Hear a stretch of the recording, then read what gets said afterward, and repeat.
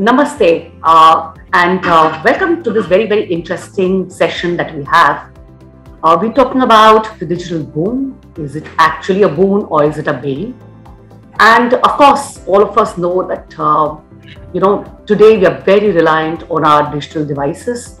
We're constantly connected. We are 24/7 on because we are working across regions, across geographies, and across time zones.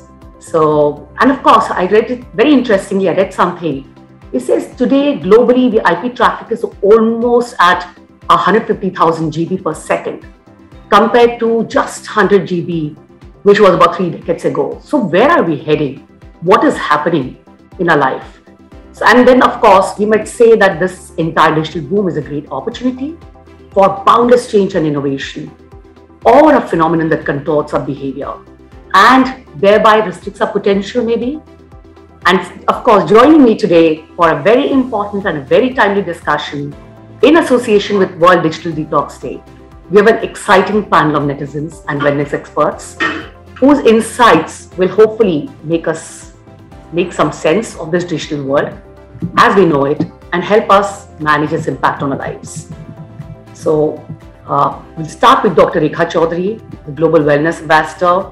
She also is the founder for World Digital Detox Day and a business leader in premium beauty and spa products. Rekha, would you like to introduce yourself? Namaste. I'm so glad to be on this platform and really happy. World Digital Detox Day, which is going to start from this platform today for the pre-launching and with all these eminent speakers over here. So myself is Dr. Rekha Chaudhary. I have been serving wellness industry last more than 35-40 years. And when wellness industry is actually started in India, so it was always in my mind that wellness industry is not new for the Indian culture, and that's what the thought process which has always I kept in my mind.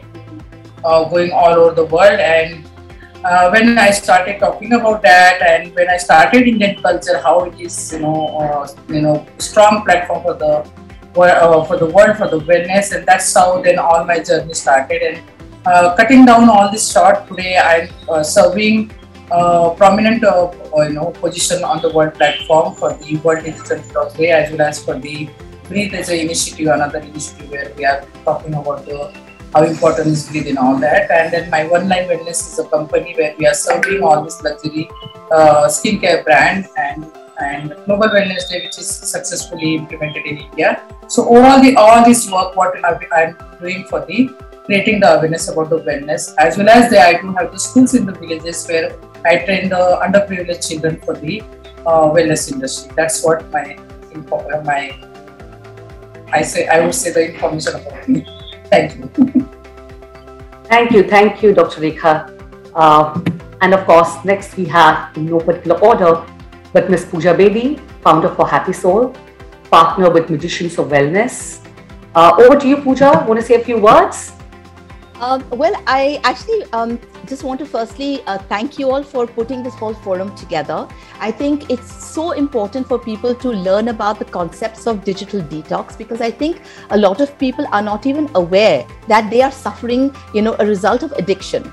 I think a lot of people wonder why their lives are all over the place. They wonder why they're, sort of conflicted with so many different issues in their life. For example, we all know that the results of, too much digital in our lives results in ADHD, anxiety, depression. You have communication issues, there are sleep issues. We need to break these patterns, and we need to give people back the right and the ways and the tools and the means and the knowledge to reclaim their lives. So therefore, I'm really happy that this is being put forward as something of global interest and something that a lot of people are coming forward with their viewpoints, ideas, suggestions. I think it's extraordinarily healthy and important in today's day and age. As founder of Happy Soul, which is a health and wellness venture, which is retail spas, wellness centers, and of course being the director of Merchants of Wellness, which is my digital company. It's a tech company. How to balance these two worlds, between healing and holistic healing and wellness, and handling e-commerce and technology at the same time. I think it's a huge task and a lot of jugglery that goes on in everybody's life on a daily basis. So congratulations for starting this forum. I'm really looking forward to this engaging debate, and I have a wonderful panel with me, as I can see. And cheers to all of you. Thank you, Pooja. So well said. How do we actually achieve that balance? And that, I suppose we'll all be discussing that a lot more while we, on this forum today. Yes. So next, of course, we have Ms. Nikki Kundi, founder of GeoSpa. Over to you, Nikki. You are, of course, you have a very, very old name, should I say, in wellness. So welcome, and thank you for sharing your time. Over to you. Hi everyone, thank you again. This is a fantastic subject matter. I myself ventured into India in 1990, 30 years ago, and since then I'm very much behind the scenes leading some of the country's major projects with most of the groups like Daj, ITC, Oberoi, and all the private clubs that have happened in the region, not just India but South Asia itself. So the whole region has been very generous to us, and we've done just under 2,000 clubs in the area in the wellness field, including spas. And I believe that we're at a point where we need to maybe reset the button and take a step back on how we're using the digital world, or is it overtaking our real lives? I see that the normal hobbies that people used to have are going to the wayside because so much time is dedicated to the tech world. So as Pooja said, there's a greater, tech addiction taking place. And there certainly is a battle that we have to address and do it gently. It doesn't disrupt the way that we live our lives, because we are living in the digital world now. It's a gig economy, and it serves the everyday purpose from medical to marriage. So every area of our life is being touched. But again, there is a balance. And where do we draw the line? How much time are we spending? I mean, we've all seen those hilarious TikTok videos where families are sitting in restaurants and they're all on their phones and they're texting each other what they would want to eat from the menu, which is hilarious, I think. So this is where we're at. So we are the reset team, bringing forward all the points that maybe we need to rethink how we consume the digital arena. So yes. Thank you. Fabulous. I'm just thinking that's so true. We are the reset team. And with that, we go over to Ms. Parinita Sethi, Chief Editor for Global Spa. Parinita, you've been in publishing and printing, and now, of course, you also online. So over to you for a few words. I'm sure you're finding that balance. Yes, so we at Global Spa have always believed that there has to be a balance between the print edition and the digital edition. It's very important. Whether we like it or not, digital is an important and intrinsic part of our life.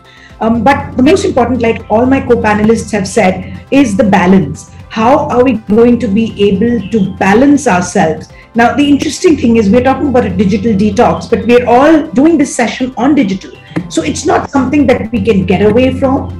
So we have in fact just launched our Middle East edition. We're expanding into the wellness field in a very large way. And of course, this forum itself is our WellFest, which is a festival of wellness. And interestingly, this festival of wellness is digital. It is because the reason why we've done it as digital is so that we can reach the entire world. So like I said, digital has lots of advantages, but we have to know where we have to draw the line. That is the reason why the topic is digital. Is it a boon or a bane? It's actually both. So I'm glad to have do this in partnership with the Digital Detox Day, and let's discuss how we can actually achieve that balance. Thank you, Parinita. Very well said. I think that's our whole point today. Is it a boon or is it a bane? And of course, then we come to Miss Sachi Bhasin, model, actor, fashion, beauty influencer. And like Sachi was telling us a little bit before, her whole life is on digital. So Sachi, over to you. Thank you so much. Thank you so much, Susmita. I think I'm, first of all, very, very excited to be here among such eminent panelists. I'm going to be learning a lot, and I hope I can share something insightful with all of you. I have been in the industry now for 7 years. It is definitely a booming industry in terms of digital media in general. When I started my career as a model, getting into ad films, I realized I can put in a lot more creatively for the brand and be behind the scenes as well. So right from scripting to editing to shooting, and finally kind of seeing the end result, and almost like the whole thing is pretty much in my hands. So that basically means my screen time, which is the amount of time you're spending online, whether it's your laptop or your phone, is basically 8 to 10 hours in a day. So I definitely have a lot to contribute to this discussion, because I feel to really put yourself away from the digital media, which includes everything at a certain point of time in your day, is so important, just for your own mental balance, to understand and to be aware of how is it impacting your mental and physical health, which is the most important thing. We all know that we all are connected, especially with the pandemic. We've all become kind of codependent on each other around the world, wherein we are finding so much to learn from. But at the same time, we have to kind of draw a line wherein we're protecting ourselves and our mental health. And I'm really excited to explore more in this topic for sure. Thank you, Sachi. Very well said, actually. Where do we draw a line? And my question next is to Dr. Rekha. So, Rekha, we know what the benefits of digitalization is, because it's highly convenient. But as a wellness advocate, what do you think is the negative impact that it has on our lives? And why do you think we should even think of a digital detox? Because now we're talking about a World Digital Detox Day. So, Susmita, your question itself is making me think something like, why we are asking this question today first. So why time has come to talk about a digital detox? We all of us need to think about this. I'm just giving you just example, like we as a human, we born history, when born, our history, what we're showing. Like, in a forest, in a jungle, we used to live and we used to roam around with the nature. So why we did not choose nature as our life, and why we did not choose ourselves to keeping ourselves in the forest till today? We have changed so much, right? So still we are talking about a nature. We want to go in the nature. We want to spend our connection is there somewhere in the nature till today. When human has launched this technology and we wanted to have some improvement in our life, but same time we are forgetting where was our roots, what we were doing, and how much the things what we are inventing to consume ourselves. All these things today we have forgotten. And with the time, I don't know, the generation who is not seen without the technology, that generation will surely not aware about how was the life without the technology. So these are the things which has been always, somewhere making me always thinking about this, and making me the part of thinking about the part which is very sad for the human life in the future. And that's how this Digital Detox Day foundation, the thought process came in my mind. So thought process behind this day's celebration is that any day, whichever we will celebrate, taking specific topic, we just need to create the awareness about this, why and where we are going and how we can control ourselves. So similar this digital detox where we are talking, you will be surprised, many people, they come and they say, how to control, we don't know. Where to control ourselves, we don't know. We just, once we start with the computer or the social media, we can't stop ourselves. So think about this. Today is the situation where generation is talking about this, where they're saying that is, they know they are going in the wrong path, but in the same time they don't know how to control. So people like us, we come together on this platform through this day celebration. We create the awareness and we educate the people to come and just take a pause and think where you are reaching. And that's what this digital detox is. That's what we are talking about. We are not saying that you stop your relationship with the technology. But same time, we are asking you to just take a pause and think what you are doing. And that's what the awareness, what we are going to create through this World Digital Detox Day. And thank you. I'm really thanking to all of you. All of us are supporting for this mission. I know that mission is going to take a lot of efforts and everyone has to work together and spread this awareness.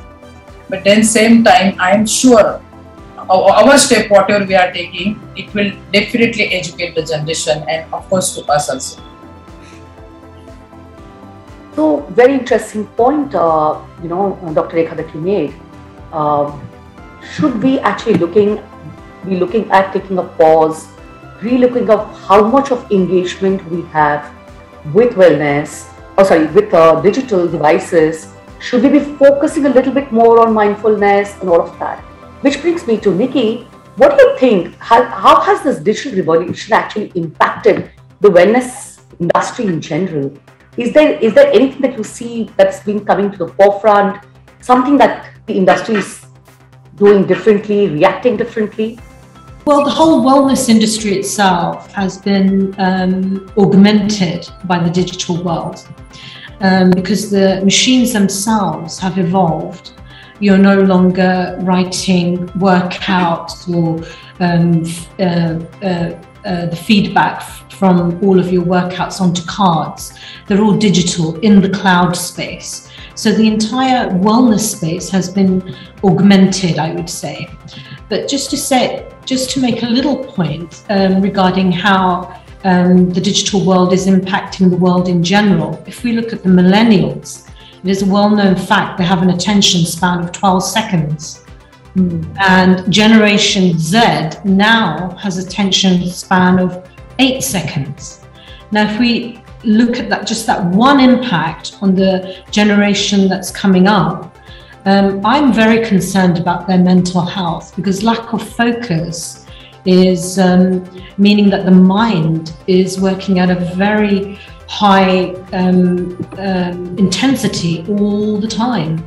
There's no time to just blank out completely, because that's very important for the well-being of the body, the mind, the human biome. So that's one thing that really concerns me regarding the impact of the digital world. And in the wellness area, we're finding like Parinita right now is sitting in a digital detox spa and a wellness area. And already the businesses themselves are addressing the outfall of what this high-speed interaction is doing to our welfare. So when we look at India, for example, the rate at which meditation is being taken up versus yoga, people are starting to address why am I always under stress? Why have I got a stress response to every text and message that's coming in? I mean, in the early days, the digital devices were there for our use, but now we're almost a slave to them because we're always looking, when is that next email or that text that I have to respond to? Will I miss out on something? So our businesses, the spa and wellness industry, certainly are well positioned to put forward services to help people manage that outfall of stress upon the individual. So I hope that sort of answers the question. Oh yes, absolutely. Okay, I think you're making a very, very valid point. And like you rightly pointed out, we have Parinita sitting out there for a digital detox at a retreat. So So, Paritha, there's been a lot of talk and a lot of discussion about wellness retreats, taking care of you physically, etc. All of that. We know that you want to lose weight, you go try up for Ayurveda Panchakarma, 14 to 21 days, and you come back, totally recharged. But do you think, is there something really happening where you can actually go to digitally detox, recharge your mental health and come back? What do you think? Of course, we all know there are so many retreats, so many wellness detox places that were already there and have now started to spring up. Having said that, most of the places, like for example, I'm over here, I can continue to work. I'm at a place called Nad and I'm calling it work from Nad. I'm working over here, but I'm balanced. Although I am here at this place, which is it's a wellness place. It's where we are no alcohol, no smoking, all healthy food, no non-veg. All these things are there, but they have Wi-Fi because they know that people cannot completely disconnect themselves. So I am not even advocating that you disconnect yourself because you can't. So work has to happen. But what we need to do is to be able to put a stop to certain things that we were doing. Like, for example, all of us have at some point or the other scrolled through Instagram to see what's going on. I mean, those things to a certain extent, great. But when it starts overtaking us, when we start wanting to know exactly what the other person is doing, which party did he go for? Why was I not invited for that party? What is she wearing? Why is she looking better? I mean, all those things to a certain extent, maybe not us, but to the younger generation, that starts impacting their life. Like Rekha and Pooja also said, when it starts impacting your life, when it starts affecting your mental well-being, that's where you need to be able to put a stop to it. So I personally believe that coming to these wellness retreats and physically telling yourself that, listen, I want to detox. I want to get away from not looking at my phone more than is absolutely necessary. I am working. I have a huge event coming up 15 days from now. So I am completely connected. I am working. But my team knows that I will not do more than is necessary. I need those 2 days of break. So like we've all been emphasizing again and again, balance is the key. We do not and we cannot move away from digital. Instagram is important, Facebook is important. All these platforms are super important to us, but we need to be able to draw the line and say that, okay, at some point we need to maybe go to a Taj retreat to relax or somewhere to just kind of break away from it all. So we have to be able to balance things and know that where to draw the line. That's all I can say. I think what's also important here for us is to understand the human psychology. Way before we had digital detox, we had all kinds of other detox reasons to go. Yeah. We always found our way because we overindulged in different guilty pleasures, so to speak. We were either overweight or overstressed or overworked and all of that. And then we headed off to our detox centers and then had this concentrated 10 days or 3 weeks or whatever it is we could afford to take out, and immerse ourselves in these 3 weeks. And then the problem was we went right back into our way of life and we went right back into those eating patterns and went right back into a lifestyle that caused us to go to the detox centers in the first place, right? So like with anything as a way of life with us, we have to learn balance in every aspect of our lives, I feel. I think what's most important, as you're saying, is to kind of look at a more holistic version of a cleansing that takes place. And the cleansing is more about your mind, body and soul from the effects of all these indulgences that we have on a daily basis. So it could be the way we eat, it could be the way we choose to live our lives, it could be digital in our space. The fact that we need to kind of have this need to separate this dependence that we have on what it is that we factor in as a daily lifestyle habit and pattern and its effects. So today we're talking about technology and digitization, and all of that is coming to our life. And I think what we essentially really need to do is release. We need to release ourselves from a phone in hand or the need to constantly overfeed ourselves, the need to check every few minutes if somebody has messaged us or called us, the need to keep checking. We need to kind of even take away, I think, a certain amount of pressure that we feel to always be available and answerable to our phones. All these things are things we really need to factor in when we look at the concept of digital detox, because it has to be something on a continuous basis, because otherwise it will be the same situation as with every aspect of our life when we overindulge and then head to detox centers for a concentrated period of time and come right back into the same nonsense again. So something that we can be aware of and incorporate into our lives as well. Truly, which are very well said. I think the fact that you own an e-commerce platform and work very extensively on it, I guess that is also something which makes you very aware and very conscious of how you're mindfully consuming technology and the different and how you're utilizing those platforms. I think, as you said, anything over excessive or anything in excessive is actually bad for you. I guess same thing applies for digital devices too. So which brings me to... I think it's very important also to have a sense of mindfulness. Now, we all talk about mindfulness, but the fact is, even before digitalization, we did not have a sense of mindfulness about anything that we were doing. But I think there's no better time than today, in today's era, when we're so consumed with digitization that our minds are so consumed that we've lost the ability to just be present in the moment. And I think today mindfulness is more important than it has ever been, ever before. So I'm going to ask, Rekha to step in here. I think, Rekha, you've done a lot of work with rural aspects. I think there's a book of yours that's coming out, which actually talks about going back in our traditions and bring up this whole topic of mindfulness. How earlier people actually invested, in nature, in spending time with themselves, in bettering their own selves. So, what do you have to say? I think Pooja is bringing out a very important aspect for mindfulness. Do you have some kind of a short code that one could actually pick or one could actually look at? So, first, my roots, which is coming from the small town, and I was always connected with the nature. And frankly, I'm telling you, like 4 days back, I was in jungle. Nikki will laugh me because I was sending her pictures from there. I was in jungle and I was just thinking about that. So today, basic need, what we are talking about earlier, like roti, kapda, or makan. Uske saath today we should not forget.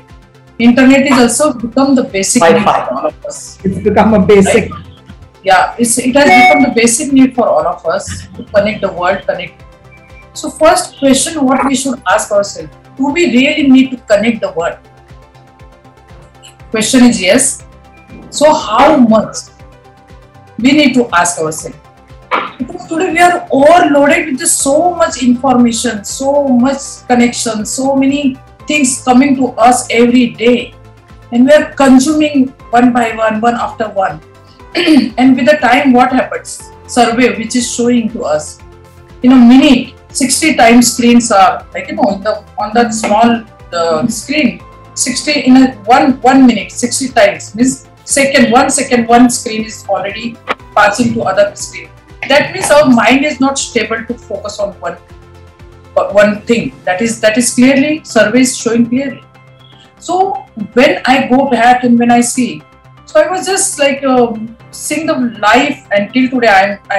I want to, whenever I want to generate myself, I always go there. And of course, what course you are asking or what something is, how people can detox themselves. So one thing when I see the simplicity in these people who are staying in jungle, their basic need is very, very limited. They are not competing with anybody. They want to just live for themselves. Surprisingly, whatever they are growing in the farm, that is also they are growing for themselves. So they don't have to worry for others. And these are the people who are living in the padas, in the small group. But same time, if society, if like group need help to make a big thing, something in their life, so everyone comes together and they just help each other. So simplicity, I mean to say the simplicity in the life, which is actually we born with that. When we are born, we don't need, we are just naked, we don't have anything with us. So that simplicity message is already coming from the heaven to us, and why we are completely forgetting that simplicity was just for the food and for the fresh air. We don't have to take so much, but we are already surrounded with all this modern lifestyle and everything. I do understand. I'm not asking everyone has to become the yogi to go to take a detox, but same time we need to learn how to attach and how to disconnect ourselves.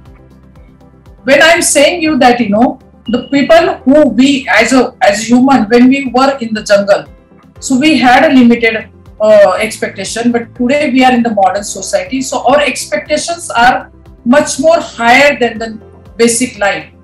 And that expectation, whatever we got, who is responsible for that? We ourselves. We are taking that risk, all this expectation on our head, and we are moving. Like, as Parnita mentioned correctly, Instagram is needed for us, Facebook is needed for us, everything is needed. But who created this need? We. When we are creating the need, so that time we need to always think how we can balance our life. Taking too much, consuming too much, and at same time detaching from that consumption. We need to understand. So there is no specific course for this, but simple thing what we need to do. What I am doing today, and I have made my practice with that. When I am going to the bedroom, 1 hour before, I am detaching myself from all this gadget, everything. I don't want everything in my bedroom. I don't want my computer, my TV, my mobile, everything in my room.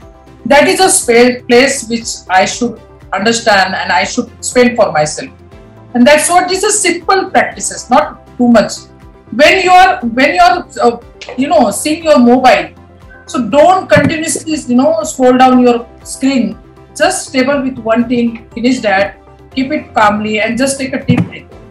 If you are in front of the computer, just have a habit. Just 1 minute at least. You just look around you, wherever you are sitting. You may be busy. You have the timeline. Everything I accept, but at the same time, you need to move your eye focus from that small screen to outside the world. That's what we are saying. Just simple. All this habit will definitely make you to understand how to take the detox. And that's what we should all of us should educate the people who is addicted to this, because digital dementia is very, very, it is in the society. We should not forget that it is already entered. And I've been always telling from the corona time, coronavirus is at least got the vaccination, which is invented by all the experts. But who will create this another vaccination for this digital area? So all of us has to come together, and we have to create that vaccination to educate people how they can detox themselves, because this is the biggest virus than coronavirus. We should not forget that. And this has already in our lives. So we need to just come out this. This is what I would like to suggest on this platform. Very, very interesting points, very simple solutions that you give us. Let me go across to Sachi. Sachi is a person who has actually literally built a brand on the internet. So I know a large part of our digital lives are actually governed by social media, right? So do you think there's enough opportunities that social media actually creates, which possibly outweighs all the disadvantages that come with it?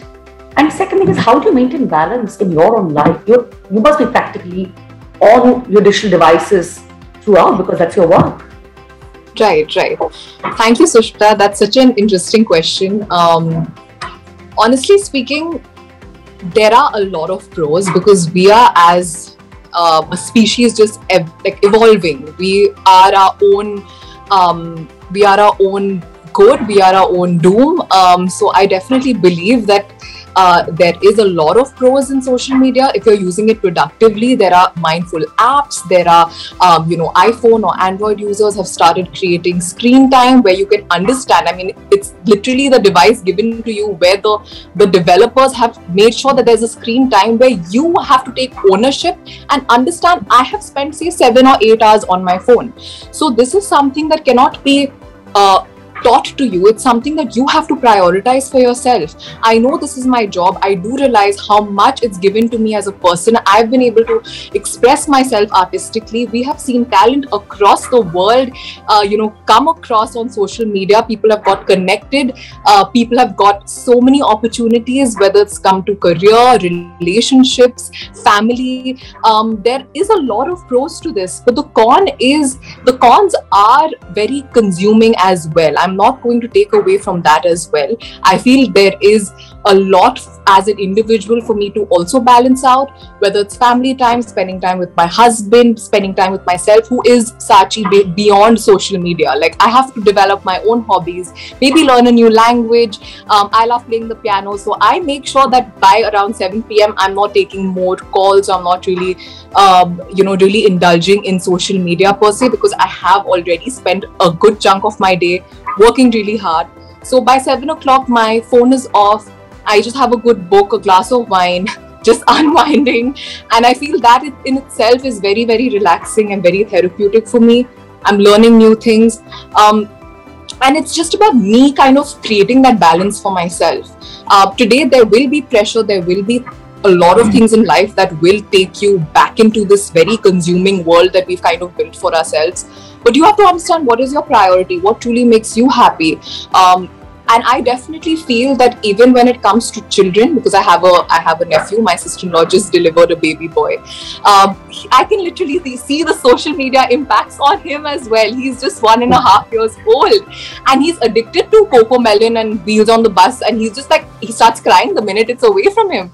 So literally establishing that relationship from such an early age, just to better cognitive development, is so important. And I do see that very, very prevalent even in that age group. Then we move on to say children from the age of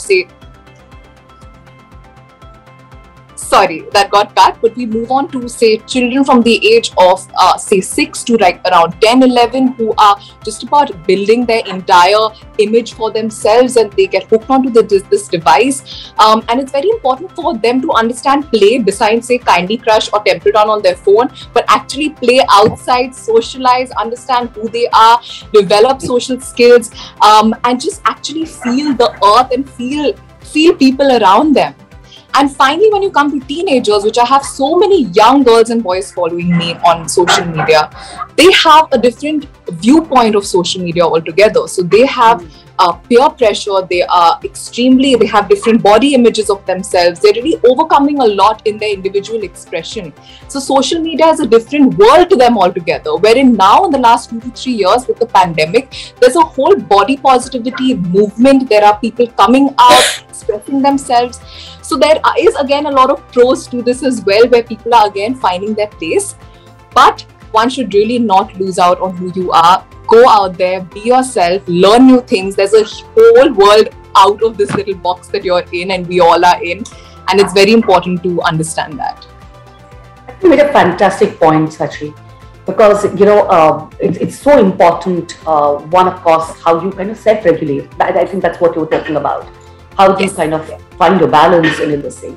One aspect is, of course, which all of us have been discussing, it's very time consuming. Social media can really drive you nuts because it sucks time out of you. But there's another aspect of it too. And that is the kind of scrutiny that you actually undergo. So Pooja, you're a public personality, and people like you possibly and many others are subject to really disproportionate amount of scrutiny.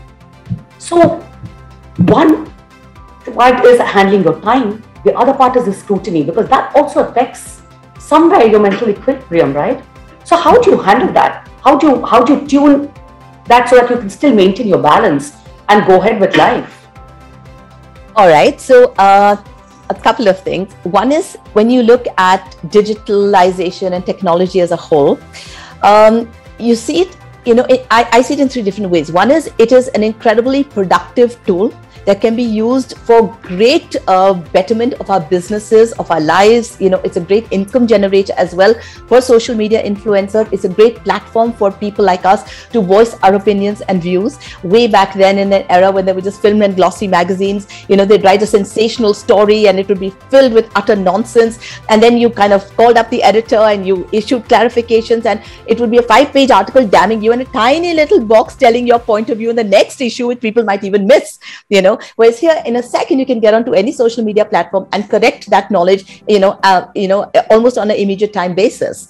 So there are many benefits in the world of glamour and being a public personality that lets you engage so beautifully with the people out there who do adore, love, and respect you. And of course, there are people out there that are going to be the trolls. But coming back to that, it's about productivity as a professional. The second is, of course, is a great tool for resource. So a great amount of our knowledge, of our learning, comes from there. In fact, I think education today is going to be shaped very differently, because in our generation, we basically had to mug because we didn't have Google. And we had to, cram all that knowledge into our heads because we needed it. Whereas today, with the access that we have to Google and the entire world of information out there, it's the way we learn and the things we learn and the importance of what we learn has changed so dramatically yet again in this coming generation. The third thing is that it is a huge time waster as well. So then you have to look at it and say, are you using technology and controlling it, or is technology controlling you? That is the essential difference. Are you in charge of it, or is it in charge of you? Once you set that clear in your mind and say, no, I use technology to improve my life, and the little things that I do in the day that waste my time, that divert my attention wrongfully, that take me away from my entire process of being on this planet, being human, having my incredible human experience. If it's robbing me of that, then it's a thief, and I need to see it accordingly. It is not my friend in those areas of my life. So how to learn to create that divide between you and technology and say, I need you, I respect you, you're important to me in my life, and it is going to be a part of our lives, whether we like it or not. But where it fits in, the time we allocate to it, how much we allow it to enter our lives. I've seen so many people who are sitting at dining tables with their families. The moment the phone rings, either they'll run off to the living room to pick it up, or the staff will end up bringing it to the table. Little things like that, where it's inseparable from you from the moment it beeps or rings. These are danger signals. Where is your time out? Where is your time for the things that matter to you differently? All these things need to be considered, in every perspective. I mean, today I have a son and a daughter. My daughter's 23, almost 24 now, and she's in films. For her, social media is a massive part of her life. Engaging with her fans, social influencing, the amount of money they make, endorsing brands, creating, entire personas that they have, on social media. And yet at the same time, you look at my son, he loves his gaming, but apart from that, he's posting very infrequently on social media, whereas her life is pretty much governed by that, because that's her work, that's her identity. But at the same time, she will completely detach, and she has her balances in place. And I think that is essentially what you're talking about on World Detox Day. It's not the absence of digitization and technology in our lives. It's not the fact, we all recognize it as something incredibly important, incredibly useful in our lives, and something that has benefited us. I mean, back then we wasted hours traveling to meetings, being held up at meetings, with nothing to do, and you'd just be, sort of wasting your time, which you could have used gainfully and productively elsewhere. Today, you can communicate, you can reach out, and as was said earlier, it's so important to know that you can pick up a phone and chat to a loved one without having to pay these hefty ISD rates that we used to pay before. That you can video call somebody and see their face, which we never had access to doing before. The fact that you can Zoom call, the fact that, through the pandemic, my father has launched a book, and he has saved himself days and days and days and days of travel that he would otherwise have had to do,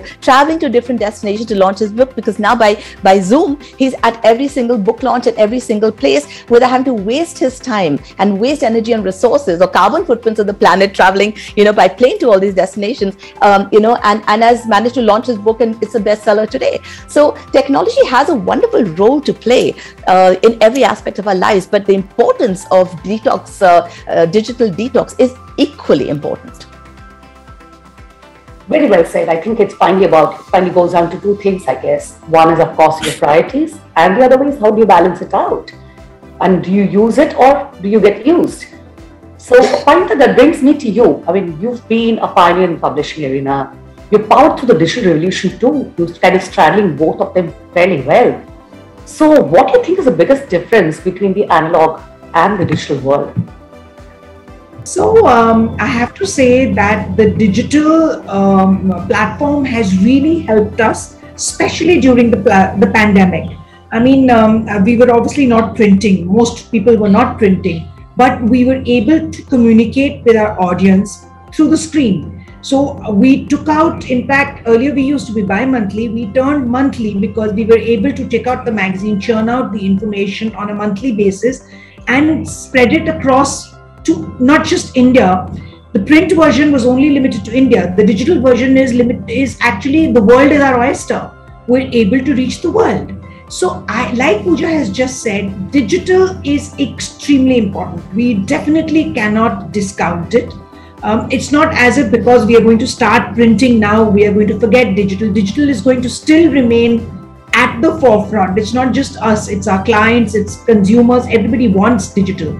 Now just even in fact think of it from the point of view of newspapers.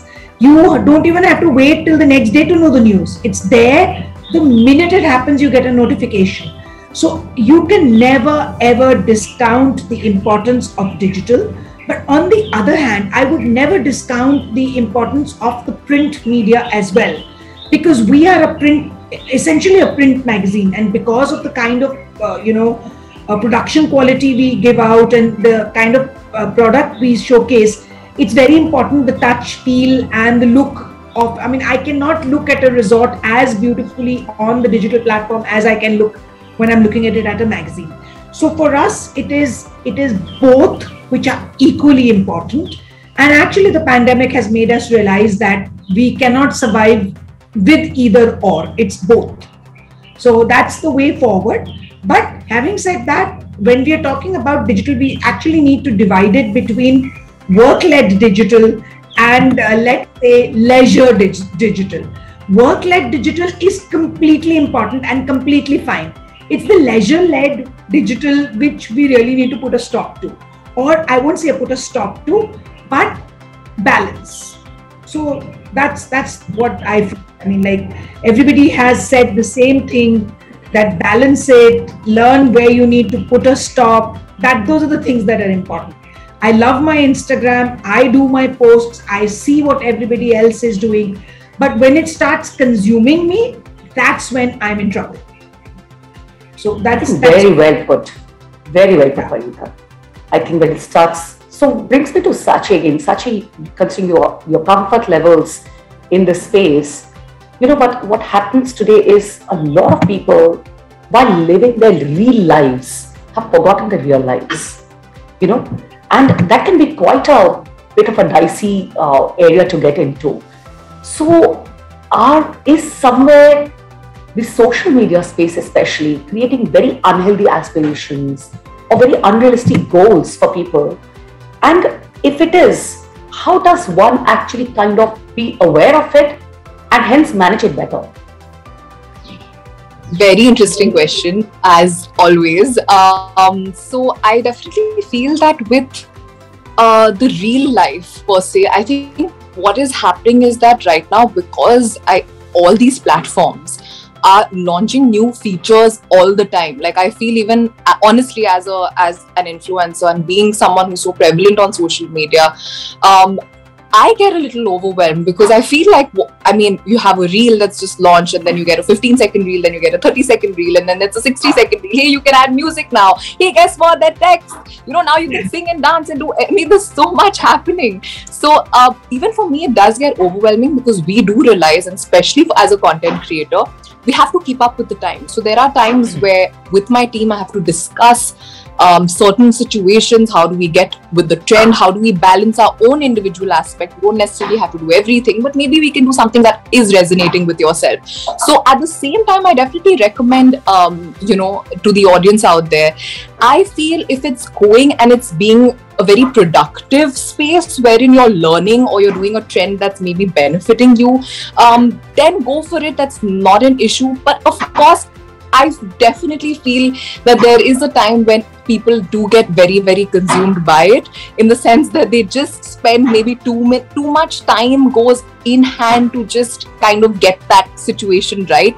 Where if it's not your profession, if it's not something that is your end game goal, and it's just maybe to pass time, I mean, it's not the best thing to do, honestly speaking. I feel it is going to end up being a little bit of, it's going to just kind of take in too much of your space, where you can do so many more things. It's not that you have to be productive each and every day. I mean, even rest is so important, which a lot of us kind of undermine, because we all are workaholics, or we all feel guilty of rest. Honestly, guilty, because I do feel like, okay, if I'm taking a break, like, is it okay? Because a lot of people do feel that. And that is also another terminology for why you should have a digital detox. For people or workaholics like all of us, you need to understand that, listen, you need to give yourself a break. You are not a machine. You need time off.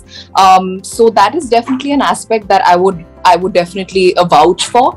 But for all of the people who are kind of getting into it in a very unhealthy manner, where you have to do every trend, you have to be online 24/7, you have to, just be online. It's something that is definitely very unhealthy. And the only way that you can demarcate your own boundaries is understand. So for example, if you're online, say for 2 hours at a stretch, or 3 hours at a stretch, the thing that you can do is that you can have little reminders on your phone, because you are kind of right now at this point addicted, say, per se. So if you're on your phone, have reminders that, take a 20-minute break off, or maybe do a chore at that point of time. Maybe read a book, or read this particular part of the book, or listen to a nice song, or call your mom up. So just something of that sort, where you kind of have that balance, where you are coming back to life, coming back to real life, I would say. And that is something that I would definitely feel would work, because I do have a lot of people who are majorly addicted, and the only reason being is that either they're really striving to get into this field, which is still understandable, but if it's something that this is not your end game, this is not your end goal, I do feel it's a little problematic, because you are getting consumed by a lot of unnecessary information, and you're absorbing a lot of content which may not necessarily be very helpful or very needed at that point of time.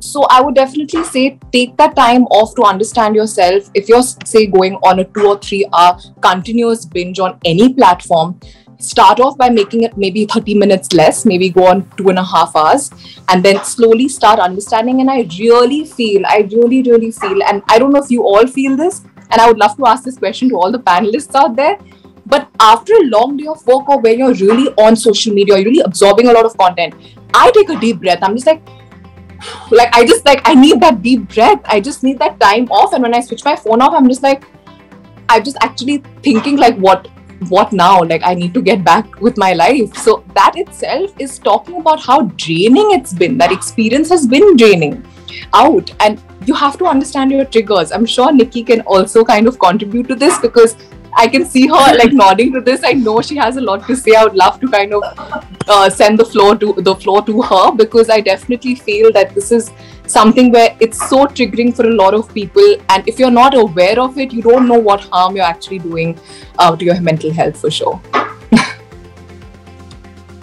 So Nikki, actually, I have to actually say one thing.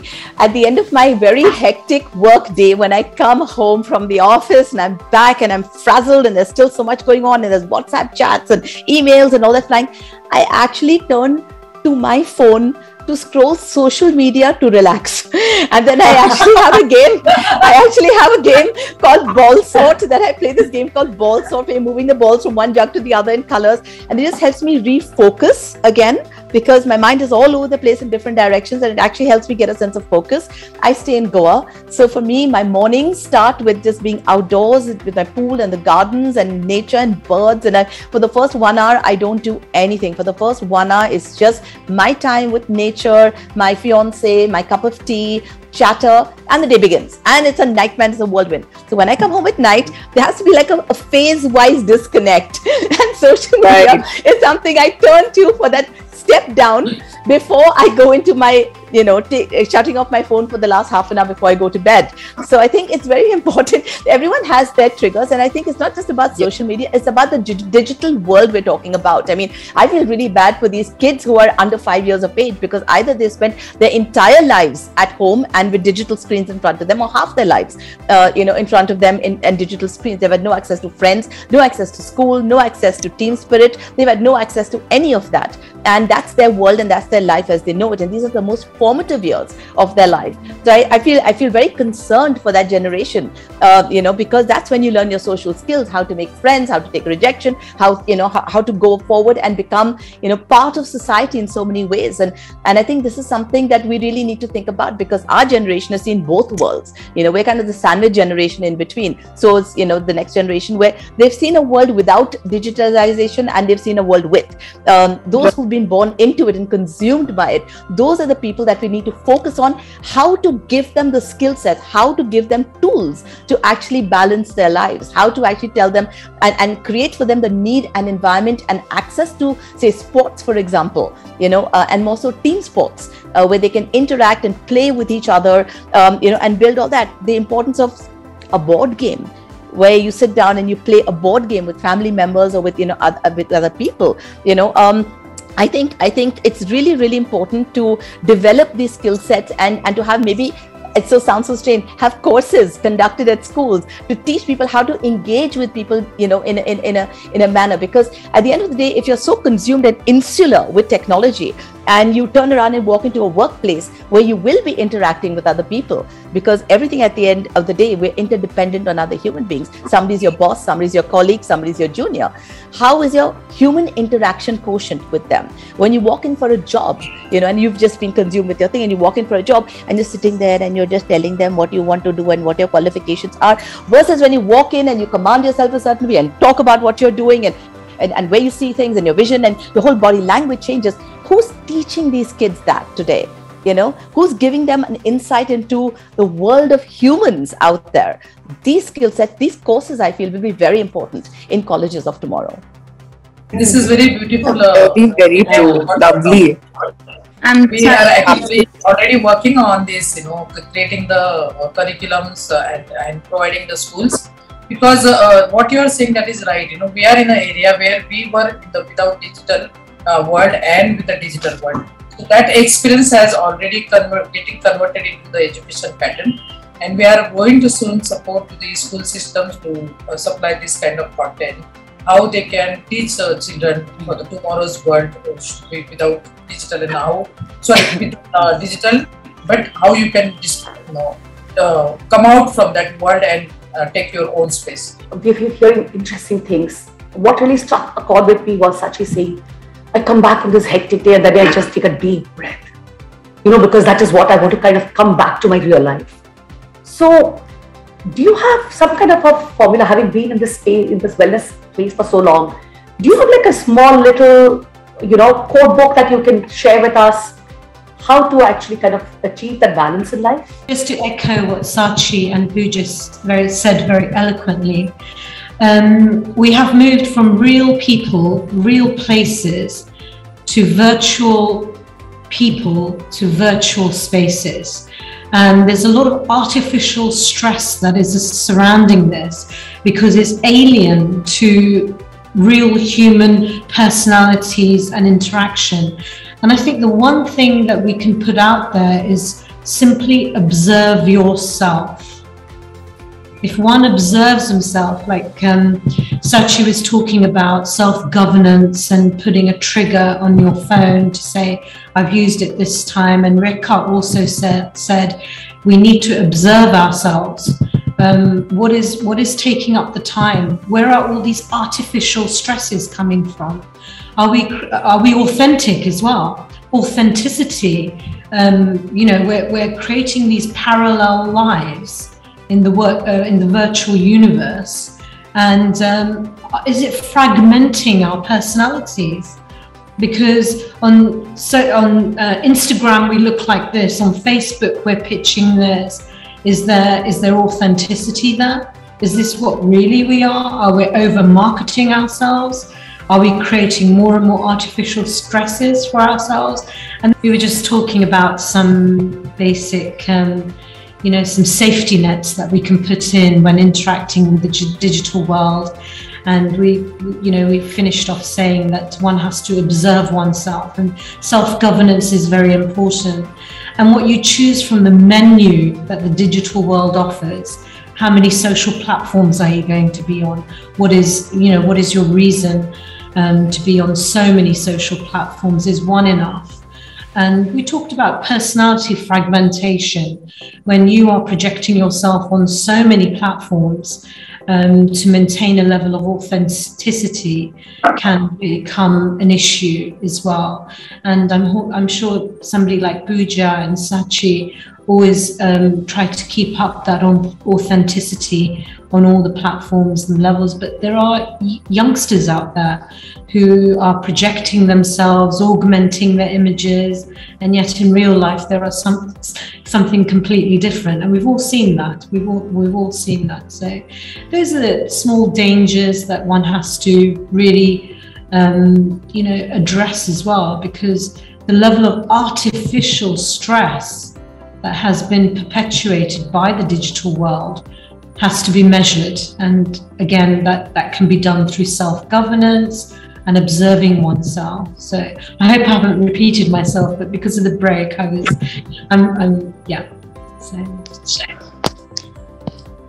you, Nidhi. I think some really interesting points that everybody's made. I think we can go on as a group. I think we can just discuss this for the next 2 hours. But of course, all of us know, as everything in life, too much of anything is not really that good. So thank you, everybody. You guys have been wonderful. And thank you for bringing out this beautiful need for balance between technology or the digital world and the real life world. I think finally, each one of us has to have our own parameters in place. I think both Sachi and Nikki referred to self-governance. And I think that's really the way to go. It's not about abstinence. It's not about super intelligence. It's about knowing what your priority is. It's about knowing when to pick and when to disconnect. And I think that is what will make this world a far, far healthier and maybe a more meaningful one. So with that, thank you, everybody. You've been super panelists. Rekha, thank you. All the best with your World Digital Detox Day. Sachi, for bringing in that beautiful aspect of, how to really use technology, but at the same time not get carried away by it. Pooja, for bringing in all your lovely aspects of how technology should really be used and consumed, but never abused. And Nikki, of course, for being a guardian angel almost by guiding us in terms of how we're going around. And of course, Panita, for really kind of taking this on to the wellness fairs. So for all of you who are out there, I hope this panel has made some sense and you'll be able to take a little bit away to kind of put this back into your own personal day-to-day lives. So from all of us, thank you. Have a healthy day and stay safe, all of you all. Namaste. So, before closing this, I really want to request all the panelists just touching your right hand to left hand and making the mudra of Namaste and saying gets real. And say? Should we do that? Gets real. Because that's the slogan of the World Digital Detox. We are asking. I didn't get it. Stay what? Let's get real. Let's get real. Let's get real. Yeah, sorry. Let's get real. So should we do that? All right. Let's get real. Let's get real. Let's get real. Get real. Thank you. Thank you. Yeah.